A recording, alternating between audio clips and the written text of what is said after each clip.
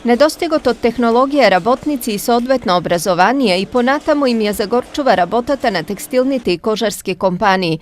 Овие три пречки мора системски да се отстрануваат за на овие индустријски гранки да им се обезбедат фер услови за настап на странските пазари. Првата работа е битно да се зголеми нивото на автоматизација и да се зголеми, значи, и подобри технологијата со која што се работи.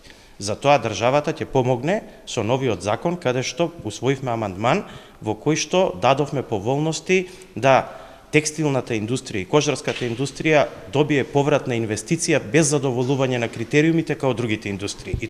Вториот проблем кој што го има текстилната и кожарската индустрија е тоа дека нема веќе работници. Тоа треба да се направи или да се обезбеди со зголемување на платите. Тука државата треба да биде партнер.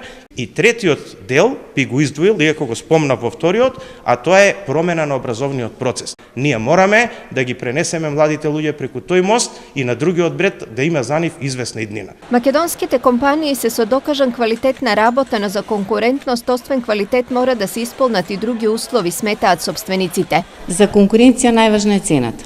За цената, за да зборуваме и да формираме конкурентна цена на пазарот, значи мора да ги знаеме платите, трошоците, давачките кои што ни се. Кај нас најголем процент од заработувачката оди према работникот, значи према платата и давачките. Значи, доколку најдеме на некое целосно решение и разбирање околу тоа, верувам дека ќе има добра иднина за текстилот.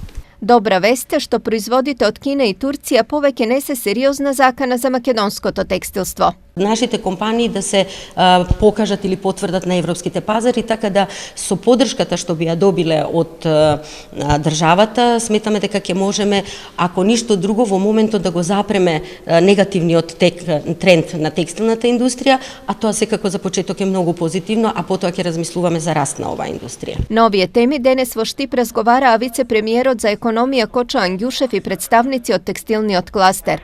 По средбата најавија нови мерки за подобрување на состојбите во текстилството и кожарството, кои ќе се дефинираат во скора иднина.